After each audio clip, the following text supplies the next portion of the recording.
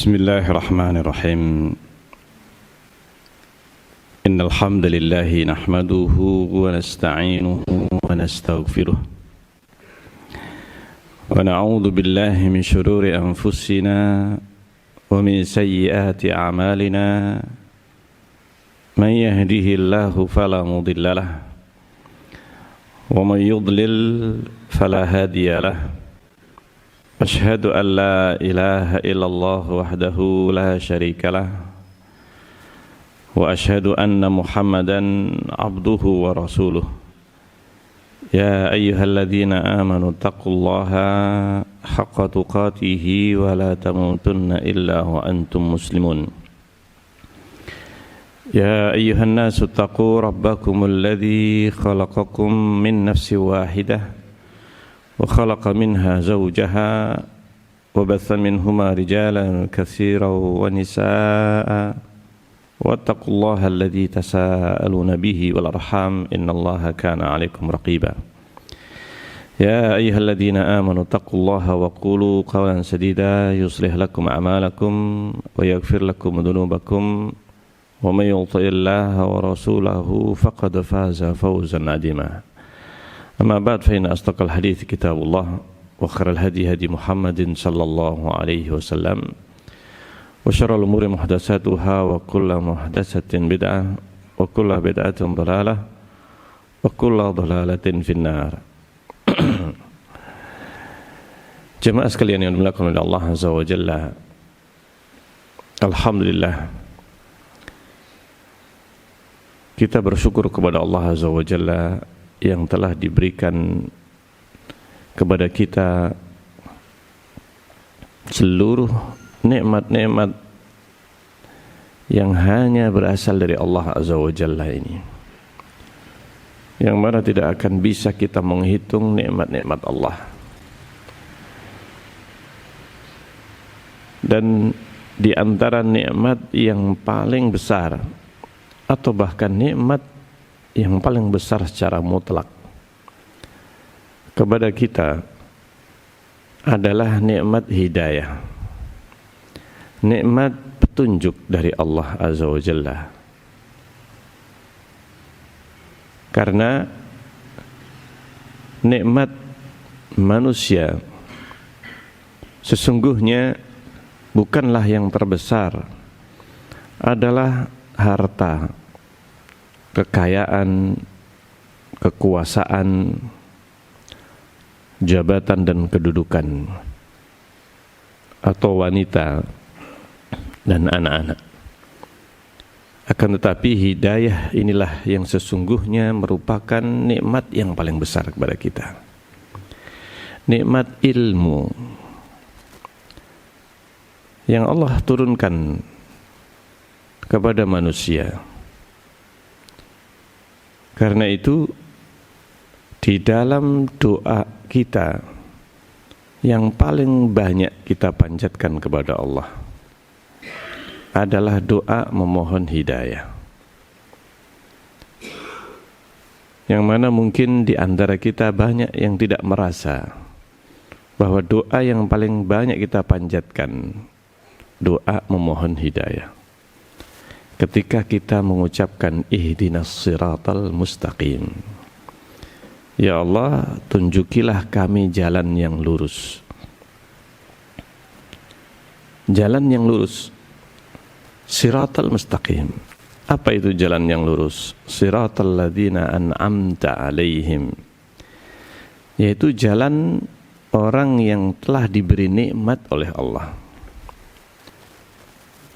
Ghairil maghdubi alaihim, bukan jalannya orang yang dibenci, dimurkai atas mereka, waladhdallin, dan juga bukan jalannya orang yang sesat.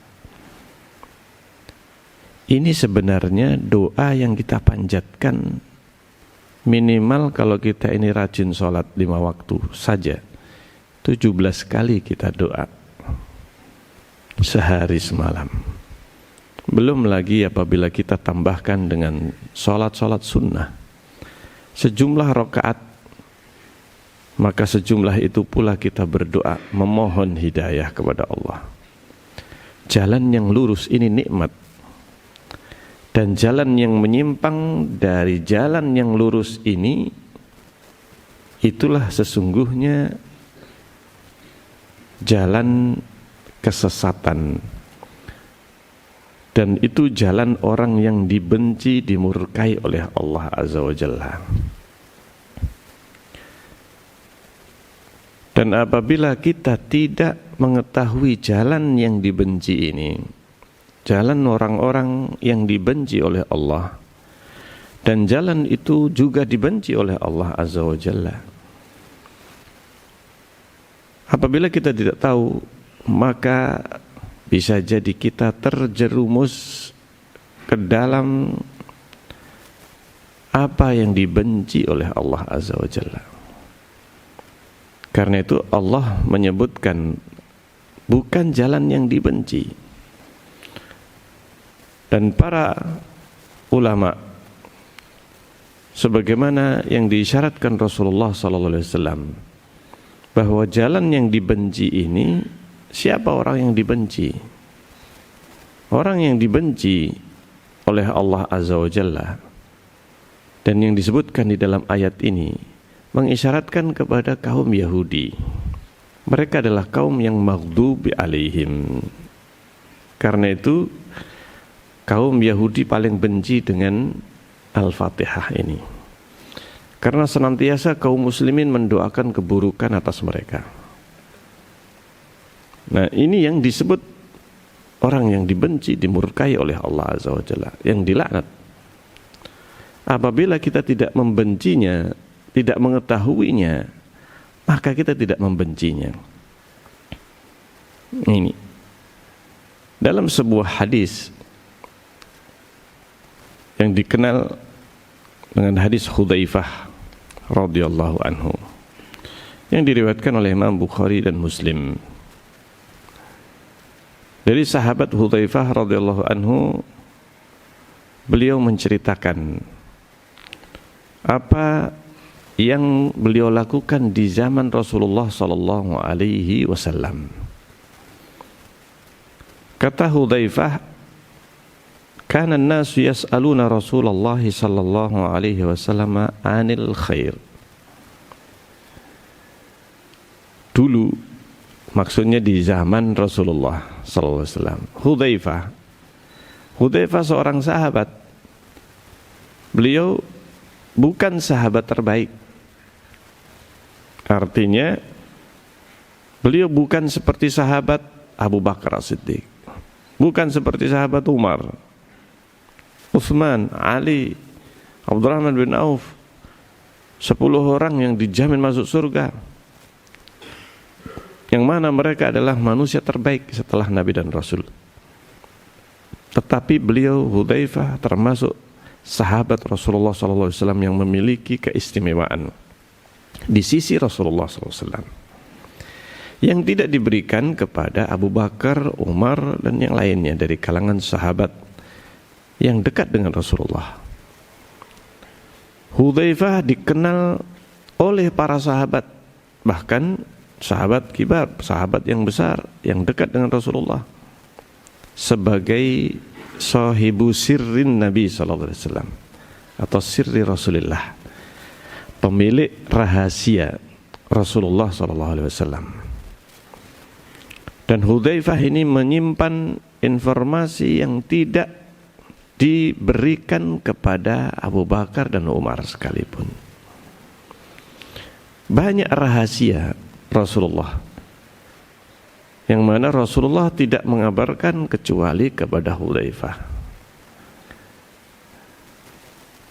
Meskipun sebagian di antaranya ada yang diberitahukan kepada beberapa sahabat, di antaranya Abu Hurairah radhiyallahu anhu, atau sahabat seperti Utsman.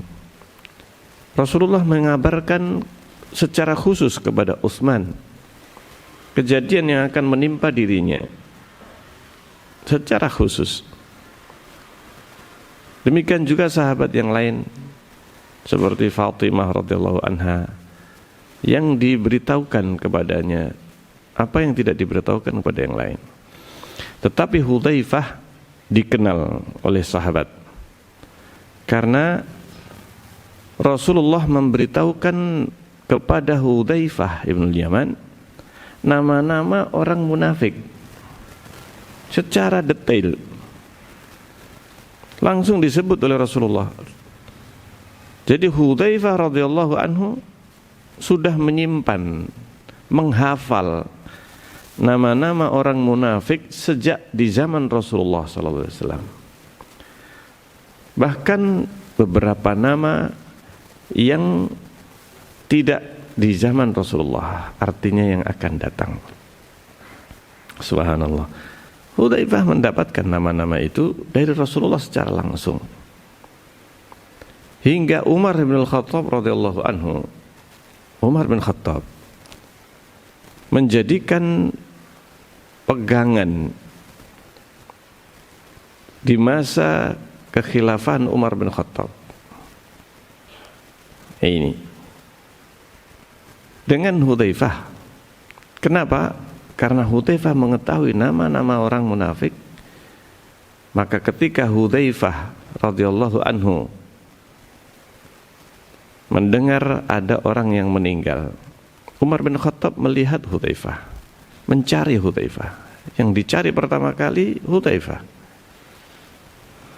Apabila tidak ada Hudzaifah di antara yang menyolati sholat jenazah, maka Umar bin Khattab juga tidak menyolati, karena khawatirnya Hudzaifah tidak menyolati karena orang itu adalah munafik. Subhanallah. Makanya Umar bin Khattab, kalau ada seorang yang dikenal ini, orang ini hidup di zaman Rasulullah atau hidup bersama Rasulullah SAW, sahabat yang dikira adalah sahabat, maka Hudzaifah dicari. Kalau melihat Hudzaifah menyolati orang tersebut, maka Umar pun juga menyolati. Subhanallah. Ini Hudzaifah bin Yaman.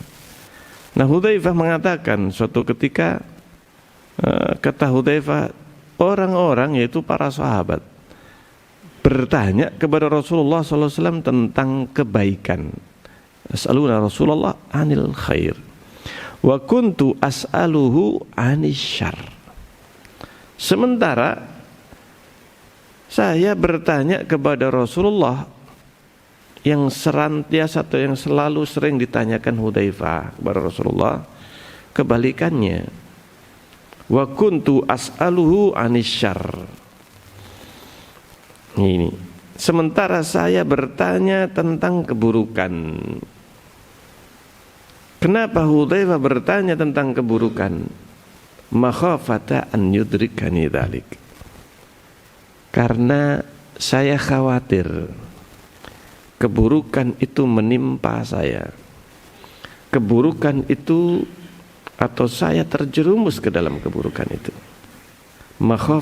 Makhafata an yudrikani dzalik. Itu alasan atau sebab Hudzaifah menanyakan tentang keburukan. Bukan menginginkan keburukan, tetapi Hudzaifah bertujuan jangan sampai karena saya tidak tahu keburukan, akhirnya saya terjatuh atau saya terkena keburukan itu. Makhafata an yudrikani. Ini yang ditanyakan Hudzaifah. Maka Hudzaifah pun memulai pertanyaan kepada Rasulullah SAW. Fakultu ya Rasulullah. Saya pun berkata, wahai Rasulullah SAW, inna kunna fi jahiliyatin wa syar. Kata Hudzaifah, ya Rasulullah, sesungguhnya kita dulu kunna fi jahiliyah. Kita dulu sebelum masuk Islam dan sebelum diutus Rasulullah SAW, fi jahiliyah. Kita ini berada di masa jahiliyah, di masa kebodohan, wasyarr, dan keburukan. Maka Hudzaifah mengatakan, fahal ba'da hadzal khairi min syarr. Ini, apakah setelah kebaikan yaitu diutusnya Rasulullah SAW, didatangkan Islam, diturunkan wahyu kepada Rasulullah dan Rasulullah menyampaikan kepada para sahabat. Ini kebaikan. Sebelumnya keburukan. Sebelumnya adalah masa jahiliyah, di mana para sahabat sebagian di antara mereka atau banyak di antara mereka yang terjatuh ke dalam kesyirikan, dalam kebodohan, tidak mengetahui. Nah ini kebaikan. Faja'alallahu bihadzal khair, Allah datangkan kebaikan ini. Apakah setelah kebaikan ini ada keburukan? Kata Hudzaifah. Maka kata Rasulullah SAW, beliau mengatakan, na'am, iya, ada keburukan. Hudzaifah bertanya lagi, fahal ba'da hadzal syarri min khair? Apakah setelah keburukan itu masih ada kebaikan? Maka Rasulullah SAW mengatakan, na'am, wa fihi dakhon. Tetapi di dalamnya ada dakhon, ada asap. Disebutkan asap terhadap sesuatu yang samar dan buruk. Ada keburukan. Asap yang disebut oleh Rasulullah adalah serupa dengan asap, sebuah asap. Wa ma dakhanuhu, kata Hudzaifah, qultu wa ma dakhanuhu, apa dakhonnya, apa asapnya? Biasanya ketika ada asap, apa yang ada di depan kita ini tidak jelas. Apalagi jika asapnya tebal. Asap yang tebal maka menutupi pandangan kita. Pandangan kita sudah tidak jernih lagi apa yang di depan kita, yang kita lihat, tersamarkan. Ada dakhan. Apa itu dakhannya? Kata Hudzaifah. Maka kata Rasulullah, qaumun, ini asap atau keburukan yang ada pada masa di mana terjadi kebaikan, keburukan, kebaikan. Tetapi kebaikan yang kedua ini sudah tidak seperti yang pertama.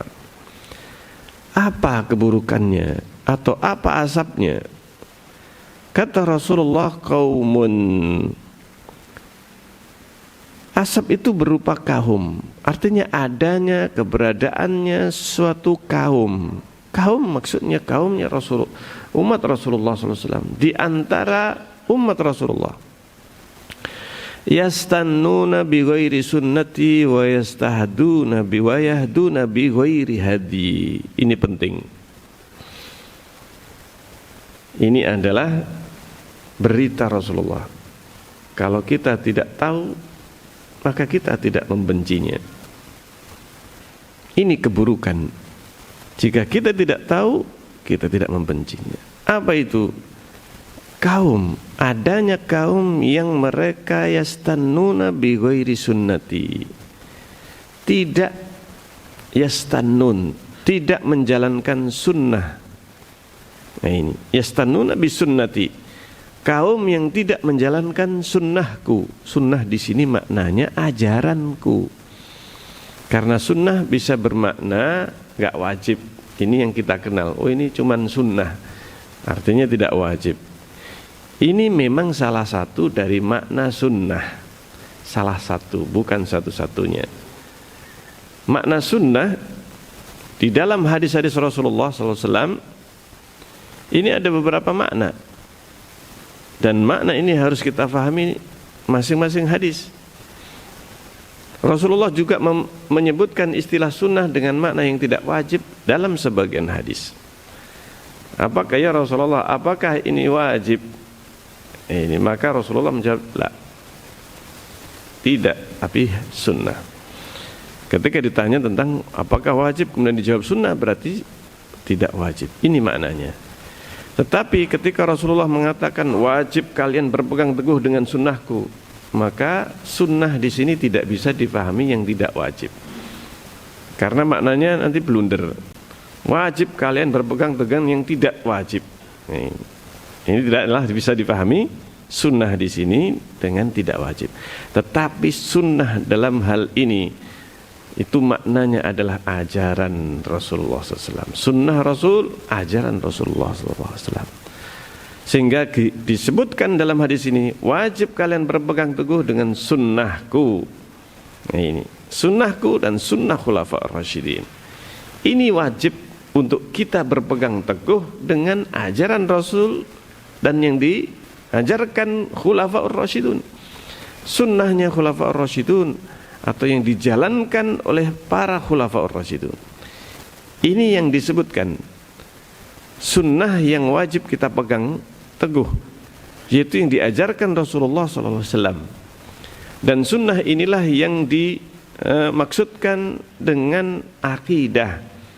Sunnah bisa berarti akidah.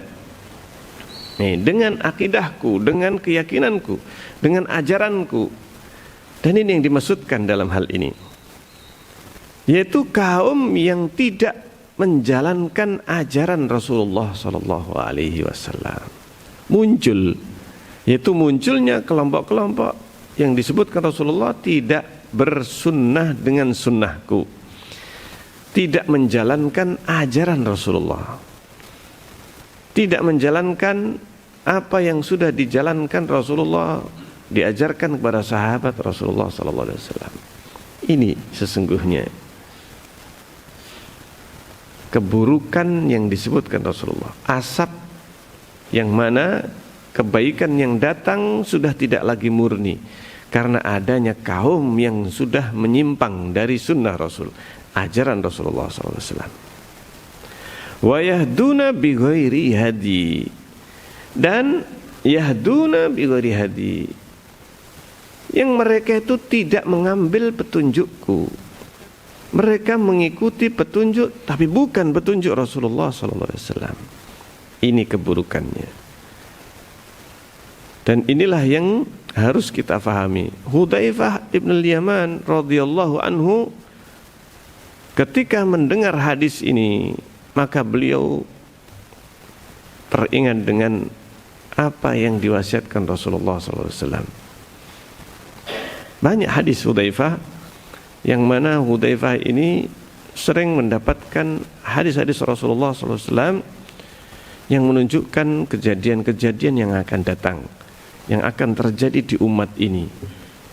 Yang mana Hudzaifah mendapatkan nama-nama yang ada di dalam kejadian itu. Rasulullah menyebutkan dalam kejadian dan kejadian yang akan datang, Hudzaifah mengetahui.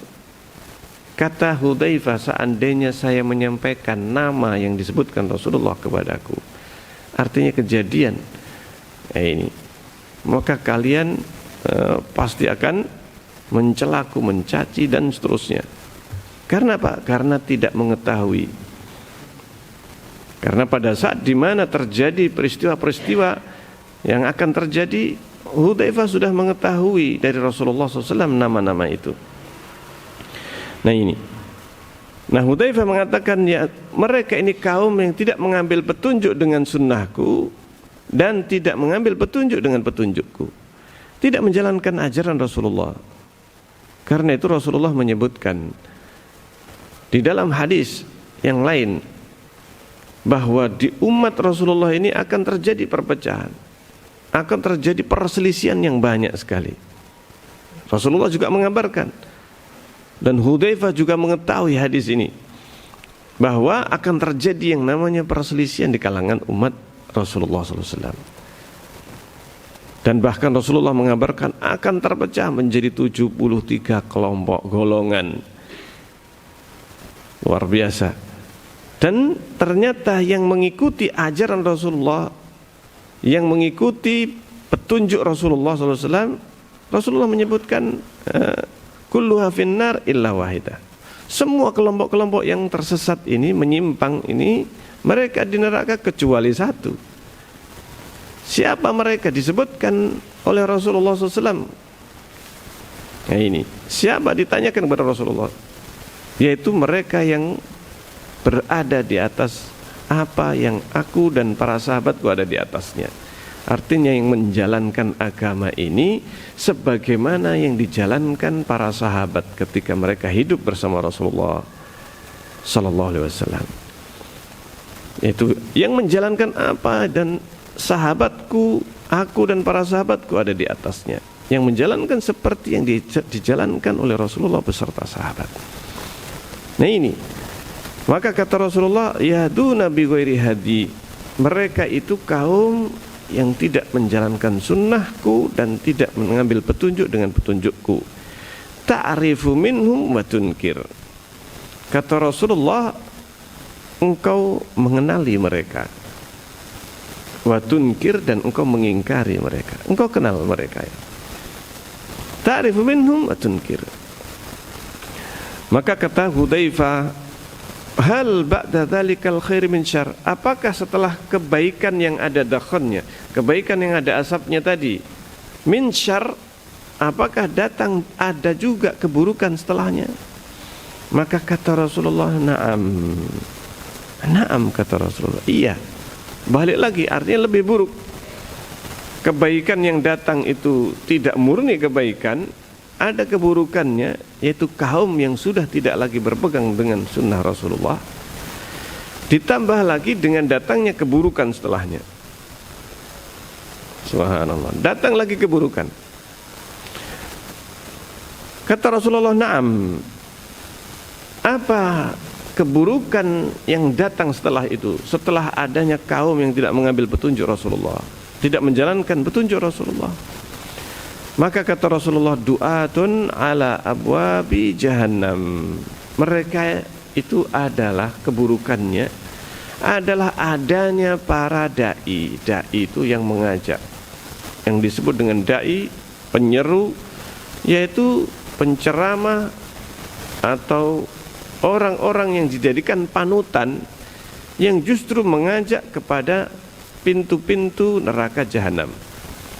Rasulullah menyebutkan du'atun ala abwabi jahannam, pintu yang mengajak kepada neraka jahanam. Man ajabahum, barang siapa yang ajabahum, yang memenuhi ajakan mereka, ini yang mengikuti mereka, karena para da'i ada pengikutnya, ada pengikutnya para da'i ini. Man ajabahum ilaiha, barang siapa yang mengikuti ajakan para da'i yang mengajak ke dalam neraka jahanam ini, qadhafuhu fiha, maka dia atau mereka para da'i ini akan menjerumuskan dia ke dalam neraka. Subhanallah. Ini Hudzaifah ketika mendengar semakin penasaran. Ini semakin penasaran Hudzaifah radhiyallahu anhu, dan Hudzaifah menanyakan kepada Rasulullah sallallahu alaihi wasallam, ya Rasulullah, wahai Rasulullah, sifhum lana, tolong sebutkan sifat-sifat mereka kepada kami. Kayak apa? Cirinya bagaimana? Cirinya bagaimana? Mereka duat, da'i yang mengajak kepada neraka jahanam. Maka Rasulullah sallallahu alaihi wasallam beliau mengatakan, na'am, iya, mereka itu qaumun min jildatina. Mereka itu adalah kaum yang juga min jildatina, dari kulit-kulit kita. Ya, ini mereka dari kulit kita. Apa maksudnya dari kulit kita? Para ulama menyebutkan beberapa tafsir. Disebutkan di antara tafsir yang dimaksudkan dengan mereka dari kulit kita, sebagian ulama mengatakan mereka itu dari bangsa Arab, berbicara dengan bahasa Arab. Mereka ini dari kalangan Muslim, maksudnya ada mereka berbahasa Arab, dari orang Arab. Yang kedua, bahwa mereka min jildatina, dari kulit kita, yaitu Muslim. Kalau tadi Arab ini, maka yang kedua, tafsir yang kedua adalah min jildatina, dari kalangan Muslim, dan berbicara dengan bahasa Islam, maksudnya dengan menggunakan ayat Al-Quran. Itu adalah yatakallamuna bi alsinatina, mereka itu berbicara dengan bahasa lisan kita. Maksudnya lisan, kalau disebutkan yang dimaksudkan dari kulit kita yaitu orang Arab, maka berbicara dengan bahasa Arab. Kalau yang dimaksudkan mereka itu jildatina, dari kulit kita orang Muslim, maka berbicara dengan bahasa Muslim, bahasa yaitu baca Quran. Mereka ini yang ngajak kepada neraka jahanam, mereka baca Quran, bisa baca hadis. Subhanallah. Ini yang disebutkan Rasulullah. Artinya syubhat yang mereka bawa seperti seakan-akan ini adalah ayat hadis. Karena itu banyak yang mengikutinya. Mereka juga mengatakan Al-Quran, membaca Al-Quran, hadis Rasulullah. Ini bahayanya. Kelompok ini yang disebut Rasulullah SAW, mereka yang juga berbicara, juga menjadi seorang da'i, seorang yang dia berceramah dengan bahasa Al-Quran dan Sunnah, dengan mengukil, membacakan ayat-ayat. Subhanallah. Wa yatakallamuna bi alsinatina. Ini yang disebut Rasulullah SAW.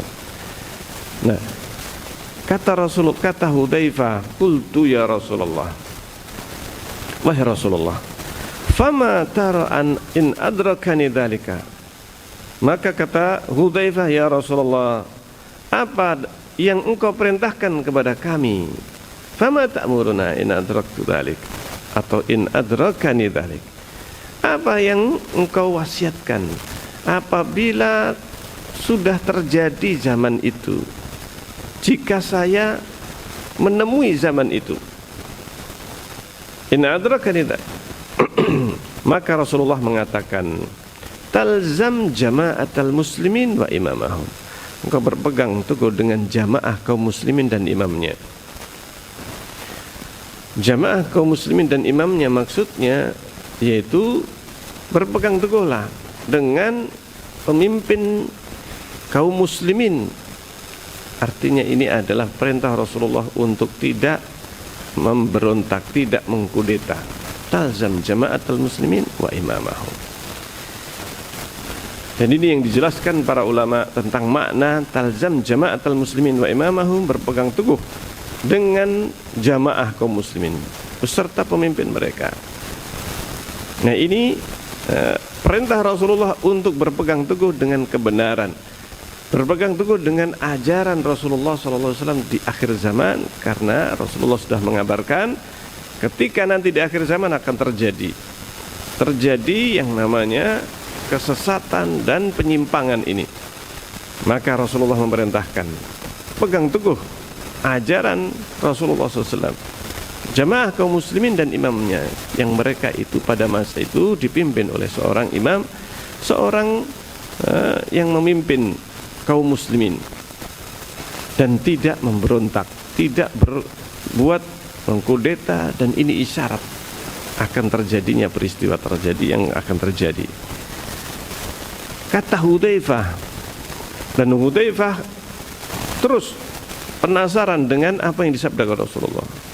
Kata Hudzaifah, qala ya Rasulullah, fa illam takun lahum jama'atun wala imam. Kalau enggak ada jamaah, enggak ada imam, enggak ada pemimpin kaum muslimin, artinya terjadi kekacauan pada masa itu. Sudah enggak ada lagi pemimpin kaum muslimin. Bagaimana? Kata Rasulullah SAW, fa'tazil tilkal firaq. Tinggalkan seluruh firqah, seluruh kelompok-kelompok yang menyimpang tadi. Tinggalkan. Kullaha, semuanya. Walau an ta'adda, meskipun engkau harus menggigit, ta'adda ala asli syajarah, menggigit akar pohon. Meskipun engkau harus menggigit akar pohon, hatta yudrikakal maut, sampai engkau menemui kematian, wa anta ala dzalik, dan engkau dalam keadaan seperti itu.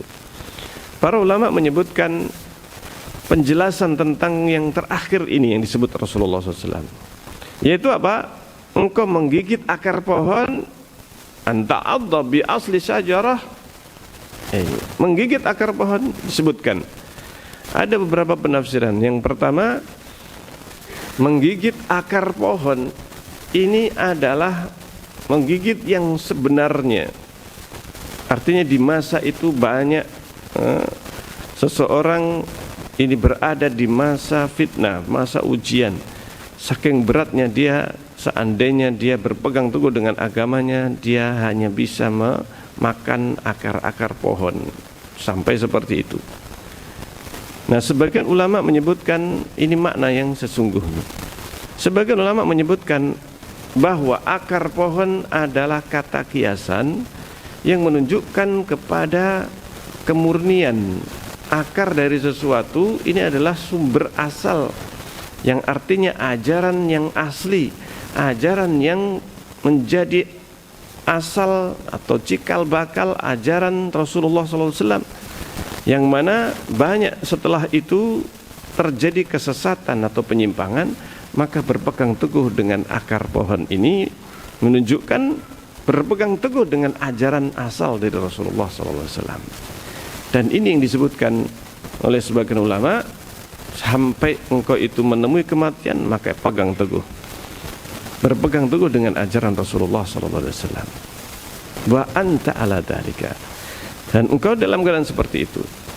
Maka ini yang diwasiatkan oleh Rasulullah SAW dalam hadis Hudzaifah ini.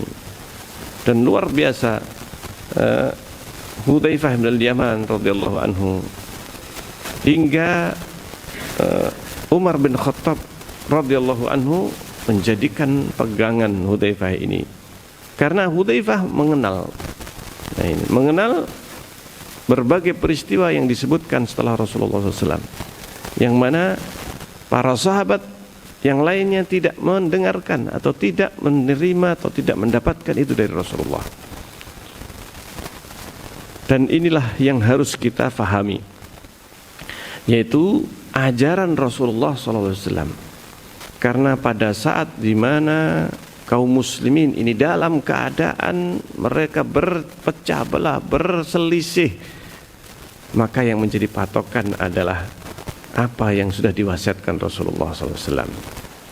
Dan Rasulullah sudah menyampaikan kepada para sahabat, sehingga agama ini sudah lengkap. Barang siapa yang menyimpang, dan Rasulullah menjadikan patokan, yaitu berpegang dengan apa yang dijalankan para sahabat Rasulullah SAW. Ini patokan kebenaran. Ketika terjadi perselisihan, maka Rasulullah menyebutkan wasiat beliau untuk berpegang teguh dengan apa yang diajarkan para sahabat. Makanya di akhir zaman seperti sekarang ini, yang menjadi patokan kebenaran di dalam kita memahami agama ini, di dalam kita menjalankan agama ini, maka yang harus kita lihat, yang harus kita perhatikan, apakah ini yang difahami oleh sahabat atau bukan. Karena kita melihat dan menyaksikan di zaman seperti sekarang ini, sebagaimana yang dikabarkan Rasulullah, beliau sudah memberikan informasi akan terjadi perselisihan yang banyak. Maka Rasulullah mengatakan, alaikum bisunnati wa sunnatil khulafa'ir rasyidin. Wajib kalian berpegang teguh dengan sunnahku dan sunnah khulafa'ir rasyidin. Ini wasiat Rasulullah. Dan inilah yang harus kita fahami, bahwa di akhir zaman atau sepeninggal Rasulullah SAW akan ada yang namanya keburukan. Keburukan ini harus kita tahu, harus kita ketahui. Munculnya berbagai kelompok yang menyimpang dari ajaran Rasulullah. Ini yang harus kita fahami. Maka yang jadikan patokan apa? Tadi kan patokan sebagaimana disebutkan Rasulullah, dari seluruh kelompok yang ada, satu yang masuk surga. Patokannya apa? Lihat apa yang aku dan sahabatku ada di atasnya, yang memahami seperti yang dipahami Rasulullah dan para sahabat, maka itulah yang benar. Itulah yang berada di atas kebenaran. Yang selainnya semakin banyak menyimpang dari sahabat, maka berarti itu adalah kelompok yang semakin jauh tersesat dari jalan agama Rasulullah SAW. Ini yang bisa kita ambil faedahnya dari hadis Hudzaifah radhiyallahu anhu, dan juga hadis yang lainnya yang demikian banyak. Rasulullah SAW sudah menyebutkan dan sudah memberikan tuntunan pada saat terjadi perselisihan tersebut. Rasulullah mengatakan, alaikum bisunnati wa sunnatil khulafa'ir rasyidin. Wajib berpegang teguh dengan sunnah Rasulullah dan sunnah khulafa'ir rasyidin, sunnah para sahabat. Ma ana alaihil yauma wa ashabi. Ini pesan Rasulullah. Satu golongan yang selamat ini yaitu ma ana alaihil yauma wa ashabi, yang mana aku dan para sahabatku ada di atasnya. Artinya yang memahami agama dan menjalankan agama ini sebagaimana yang telah dijalankan Rasulullah beserta sahabat. Ini patokan kebenaran, dan yang lainnya ini yang akan menyimpang. Kita apabila tidak mengetahui keburukan ini, yang seperti ini, kita tidak akan membencinya. Sehingga apa? Akhirnya ya terjadi perselisihan, kita bersatu saja. Ini kita bersatu, toleransi.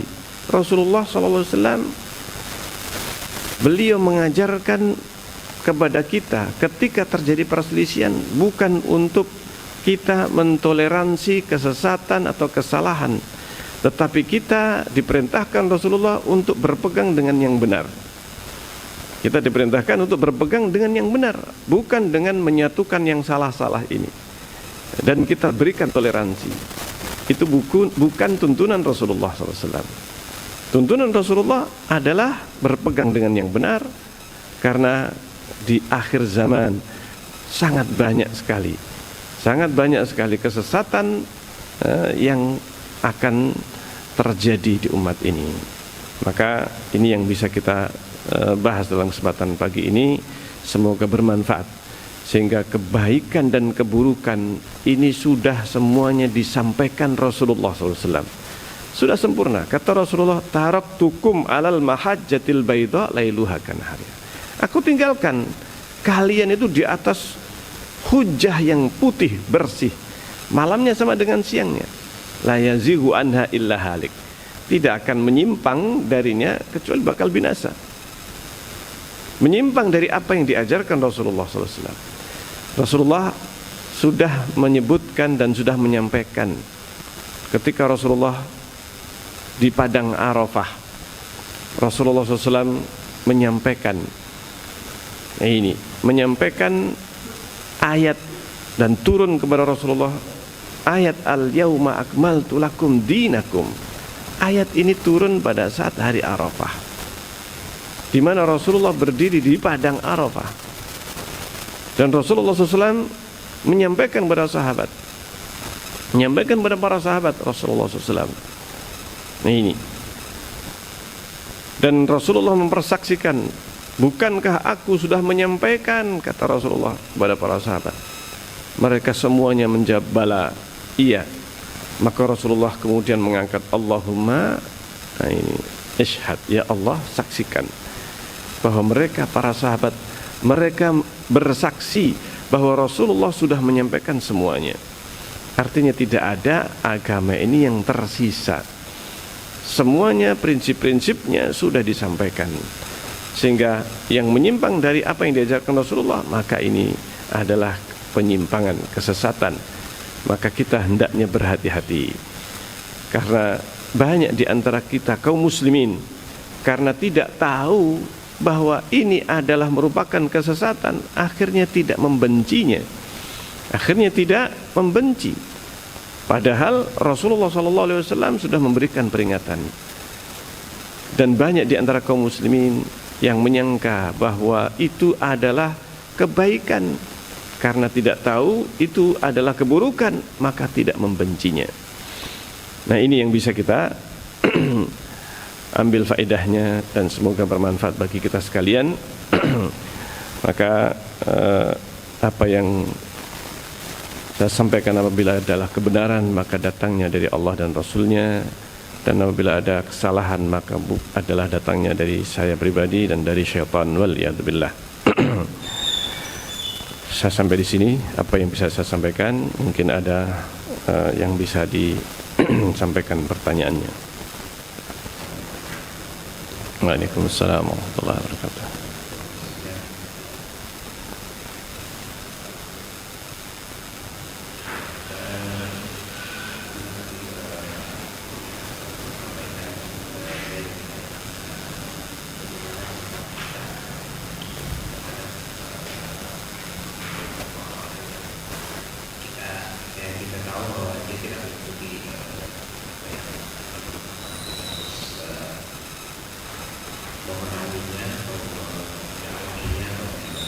Baik. Kemudian juga ada yang orang-orang juga yang bilang kalau untuk mengikuti Rasul dia bilang buat seperti saya tidak mau pakai handphone atau film yang berpendapat bahwa di zaman Rasul tidak ada mic, tidak ada yang lain-lain. Ya. Baik. Baik, pertanyaan yang bagus. Bagaimana sikap kita terhadap orang-orang yang menyimpang atau yang tidak mengikuti petunjuk Rasulullah SAW? Mereka yang tidak mengikuti petunjuk Rasulullah SAW ini ada banyak macamnya. Yang pertama, bahwa tugas kita adalah berpegang teguh dengan apa yang diajarkan Rasulullah SAW terhadap diri kita. Lalu bagaimana dengan orang yang tidak memahami, yang tidak sefaham dengan apa yang kita pahami? Maka apabila tugas seorang dai, seorang yang faham dengan agama ini, maka tugasnya adalah berdakwah. Berdakwah, mengajak kepada mereka yang tidak memahami dengan pemahaman para salafus saleh, para sahabat radhiyallahu anhum. Mengajak mereka adalah saudara kita. Hanya karena tidak mengetahui, karena tidak memahami ini apa yang diajarkan para sahabat Rasulullah, sebagaimana yang tadi disebutkan, bahwa orang yang tidak tahu bahwa itu adalah kesesatan, kesalahan, dia tidak membencinya.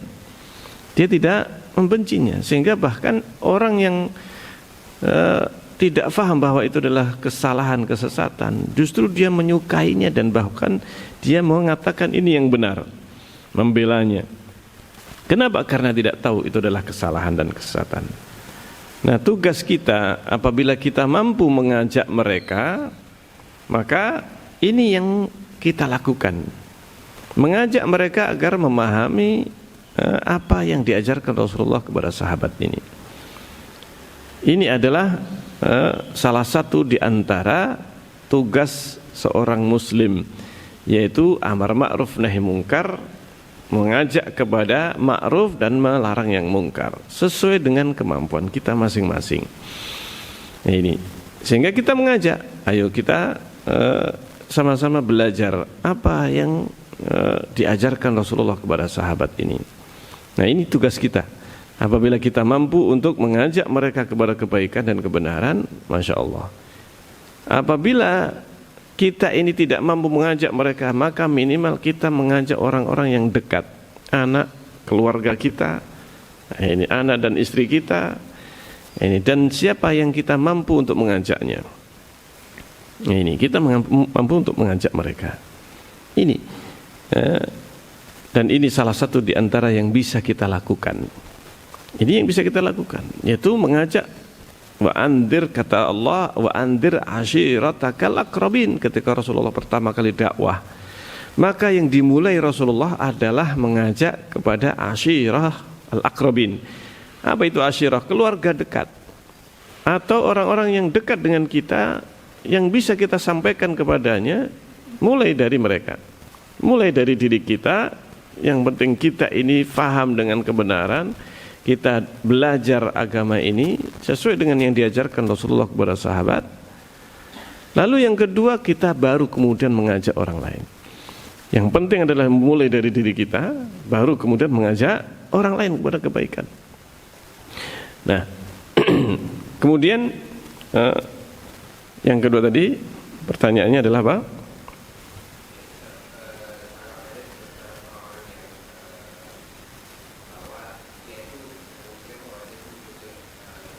Ya, ini pertanyaan yang bagus juga. Bagaimana kita ini sikap atau bagaimana dengan orang yang memahami bahwa kita ini memahami seperti apa yang dipahami Rasulullah, berarti kita nggak usah pakai HP, nggak usah pakai mic, pakai sepeda motornya. Ini subhanallah. Maka kita sampaikan kepadanya, kalau seandainya dia itu tidak mau pakai HP, tidak mau pakai, maka konsekuensinya ya nggak usah pakai sepeda motor, bahkan sepeda ontel pun ya Pak. Ini kita tidak memakainya, karena itu tidak ada di zaman Rasulullah SAW. Sehingga ini adalah sebuah kesalahan di dalam memahami apa yang disebut dengan bid'ah. Bid'ah itu yang disebut atau yang disabdakan Rasulullah, yaitu apa? Kullu muhdatsatin bid'ah wa kullu bid'atin dhalalah wa kullu dhalalatin finnar. Nah ini, hati-hati dengan perkara bid'ah. Muhdas itu yang baru. Fa inna kulla muhdatsatin bid'ah, semua perkara baru adalah bid'ah. Wa kullu bid'atin dhalalah, semua bid'ah yang baru atau yang bid'ah ini adalah sesat. Maka yang dimaksudkan dengan bid'ah di sini adalah fiddin, bid'ah dalam agama, artinya dalam permasalahan agama. Adapun permasalahan duniawi seperti halnya perkembangan teknologi, maka ini perkara yang disebut dengan duniawiyah. Dan Rasulullah sudah menyebutkan ini, antum a'lamu bi umuri dunyakum, kalian lebih tahu urusan dunia kalian. Ini dunia kalian. Sehingga ini perkara-perkara duniawi yang sifatnya perkara yang baru dalam masalah duniawi, ini bukanlah yang dimaksudkan dalam hadis Rasulullah SAW. Sehingga yang dilarang, yang dicela Rasulullah itu adalah bid'ah dalam beragama. Ini bid'ah dalam beragama ini bagaimana? Pemahaman yang baru, pemahaman yang tidak pernah diajarkan Rasulullah. Ini maksudnya bid'ah. Ini. Dan bid'ah yang paling berbahaya akidah. Bid'ah yang paling berbahaya, dan ini akarnya bid'ah yang lain, yaitu bid'ah dalam berakidah. Pemahaman ini yang bahaya. Sehingga yang dimaksudkan Rasulullah kullu bid'atin dhalalah, semua bid'ah itu dhalalah, bid'ah dalam beragama, dalam memahami agama. Contohnya apa? Contoh bid'ah dalam beragama, yaitu ketika memahami ini akidah yang tidak diajarkan Rasulullah SAW, yang tidak diajarkan Rasulullah. Nah, di antaranya contohnya yaitu berkaitan dengan akidah dalam memahami Allah Azza wa Jalla. Bagaimana kita mengenal Allah? Maka bid'ah yang terjadi di masa atau di awal-awal munculnya kebid'ahan itu adalah kelompok yang memahami takdir yang sesat. Jadi pertama kali muncul, salah satu di antara yang pertama kali muncul adalah kelompok Qadariyah. Ini bid'ah dalam akidah. Apa kelompok Qadariyah? Mereka ini mengingkari takdir. Ini pemahaman mereka. Ini bid'ah pertama yang muncul. Bid'ah kelompok yang mengingkari apa? Takdir.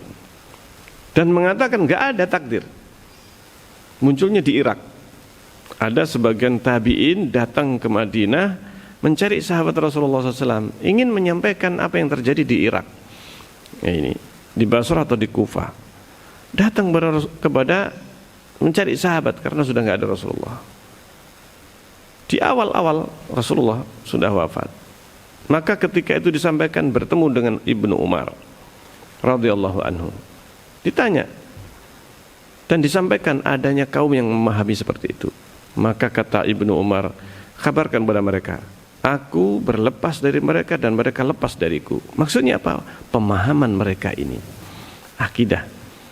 Makanya bahayanya orang yang menyimpang ini, mesti orang yang dia itu menyimpang dari ajaran sahabat Rasulullah SAW, maka ini yang terjadi, akan terjerumus ke dalam berbagai kesesatan. Dan kesesatan-kesesatan ini yang disebut dengan bid'ah. Muncul lagi kelompok Khawarij. Kelompok Khawarij bagaimana? Kelompok Khawarij ini memahami ayat-ayat yang ditujukan kepada kaum kufar, ditujukan kepada kaum muslimin. Seperti halnya yang terjadi di masa Ali bin Abi Thalib. Sebagian kelompok pasukan Ali ini, pasukannya Ali bin Abi Thalib, mereka ini sepulang dari perang Siffin. Perang Siffin, perang yang terjadi di Siffin. Siffin ini nama tempat, terjadi peperangan pertempuran antara pihak Ali bin Abi Thalib ketika diangkat sebagai khalifah setelah dibunuh Utsman, dengan Muawiyah bin Abi Sufyan yang beliau adalah keluarga Utsman. Keluarga Utsman yang waktu itu menjadi gubernur. Muawiyah diangkat oleh Umar bin Khattab menjadi gubernur di negeri Syam. Ketika terjadi pembunuhan Utsman, Muawiyah bin Abi Sufyan meminta agar supaya Ali segera menindak para pembunuh Utsman. Dan dengan ijtihad beliau bahwa saya akan berbaiat setelah para pembunuh Utsman disidang atau diadili, dikisos. Terjadi perbedaan antara Ali dan Muawiyah dalam hal mana yang lebih duluan. Ali bin Abi Thalib meminta baiat dulu, baru kita akan urusi nanti para pembunuh Utsman. Ini perbedaan ijtihad antara Muawiyah dengan Ali, tapi dimanfaatkan oleh pihak ketiga, namanya Abdullah bin Sabah, yang memicu permusuhan atau pertentangan di antara keduanya dengan menyebarkan informasi yang palsu. Nah, diadu oleh Abdullah bin Sabah ini, dan terjadi ini peperangan. Ini berita disebarkan sampai kepada Ali bahwa Muawiyah berangkat dengan pasukannya. Ini berita hoax. Akhirnya Ali bin Abi Thalib mempersiapkan pasukan karena ada berita serangan dari Muawiyah, dan ini adalah berita palsu. Ini tidak benar. Ali bin Abi Thalib berangkat ini dengan pasukannya, pergi. Dan akhirnya lebih dekat peristiwa itu di negeri Syam, yaitu di Siffin. Sepulang dari Siffin ini, ada sebagian kelompok yang tidak puas karena ketika perang Siffin ternyata Ali itu berdamai dengan Muawiyah, meskipun sudah terjadi pertempuran yang tidak dikomando baik Ali maupun Muawiyah. Nah ini, tapi dipancing oleh pihak ketiga, terjadilah pertempuran. Nah, ketika itu pulang, Ali bin Abi Thalib di akhir peperangan itu terjadi perundingan, perdamaian antara Ali dan Muawiyah. Ada pasukan Ali yang mereka ini sebenarnya kelompok yang mereka ini mempunyai pemikiran baru yang tidak sepaham dengan para sahabat. Ini pemahaman baru mereka, yaitu kaum Khawarij ini. Mereka tidak puas dengan keputusan Ali, dan bahkan akhirnya mereka membentuk pasukan di tempat yang namanya Harura. Belum nyampe di Kufah, karena Ali bin Abi Thalib memindahkan ibu kota dari Madinah ke Kufah di Irak. Nah, ini atau di Iran sekarang ini. Nah, di Kufah inilah Ali bin Abi Thalib kemudian menjadikan ibu kota dan tinggal pindah di sana Ali bin Abi Thalib, dengan tujuan mendekati sumber permasalahan. Karena selama ini yang jadi sumber permasalahan berbagai kekacauan dari Kufah. Ali ingin mendatangi, menyelesaikan masalah langsung di pusatnya. Tapi justru disitulah kemudian muncul berbagai peristiwa sampai terjadinya peperangan. Sampai muncul kelompok Khawarij ini mengkafirkan Ali bin Abi Thalib, memahami ayat bukan pada tempatnya. Ini muncul bid'ah baru, bid'ah akidah asalnya. Nah, ini adalah yang perlu untuk kita pahami. Pentingnya kita ini memahami agama ini sesuai dengan yang dituntunkan Rasulullah kepada sahabat radhiyallahu anhum ajma'in. Jadi demikian. Ya. Monggo silakan. Waalaikumsalam. Amin.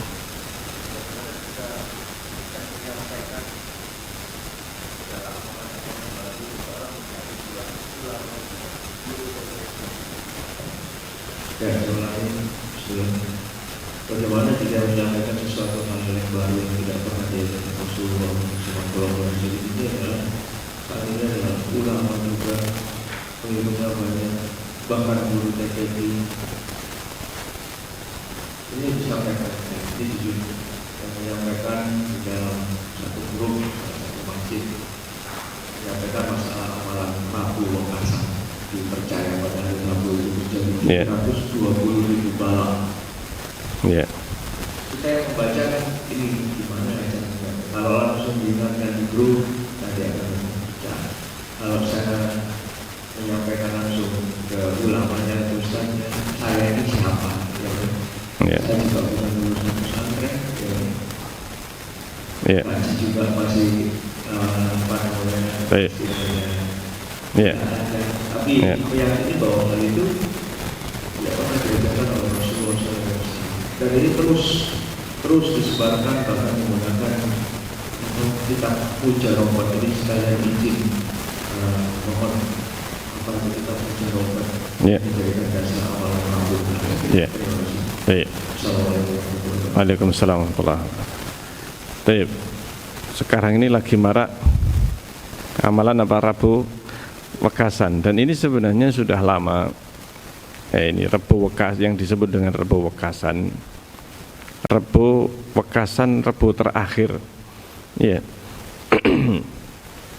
Dan sebenarnya ini diambil atau didasarkan bukan kepada hadis yang sahih.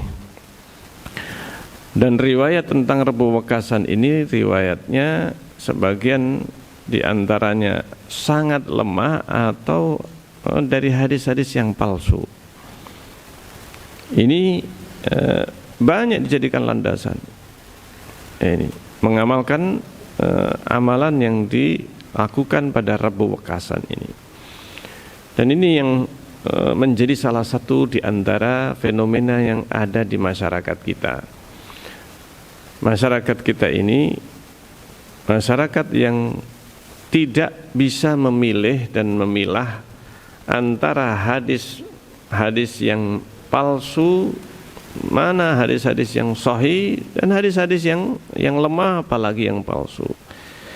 Ini yang banyak sekali fenomena di masyarakat kita, dan kita juga menjadi bagian dari masyarakat itu. Maka ini salah satu di antara metode dalam memahami agama ini, yaitu yang kita jadikan landasan atau dalil itu harus landasan. Jika itu hadis, maka hadis yang sahih. Ini yang pertama.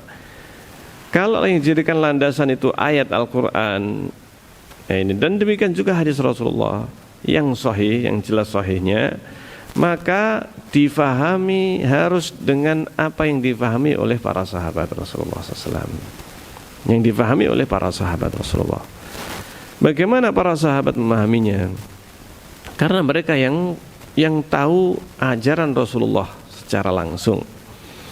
Ini makanya inti dari ajaran Islam yang benar, yang lurus, itu adalah yang telah dijalankan oleh Rasulullah beserta para sahabat, bersama para sahabat.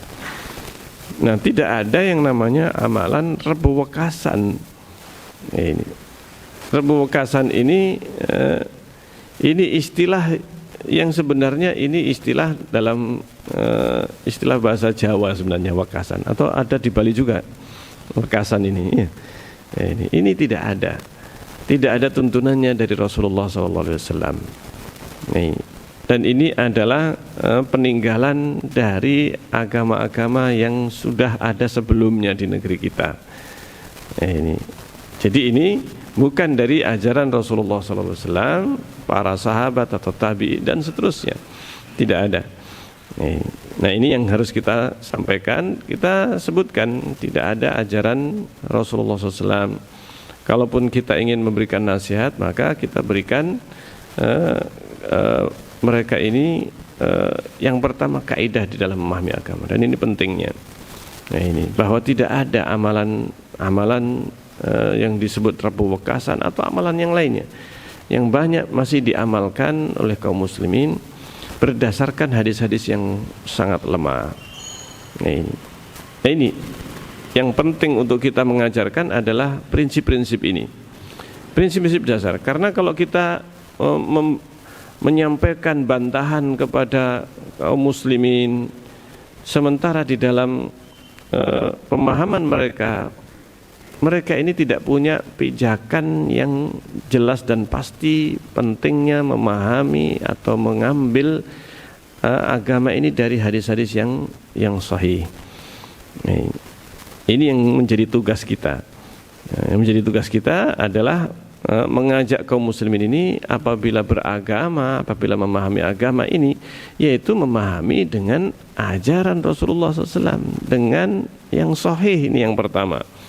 Nah ini, jadi kita memahami hadis-hadis itu jangan dipahami semua hadis itu berarti adalah bisa dipakai. Ada hadis-hadis yang palsu, ada hadis-hadis yang sangat lemah yang tidak bisa kita jadikan dasar untuk beragama. Ini penting sekali, membangun pemahaman yang lurus, yang benar. Ini mengajak ini adalah merupakan sebuah tugas dakwah bagi kita. Ini tantangan dakwah bagi kita. Ini dan butuh kesabaran. Kita dalam berdakwah ini pada asalnya dengan lemah lembut, bukan dengan apa? Dengan cara yang kasar keras, tetapi sampaikan dengan cara yang baik.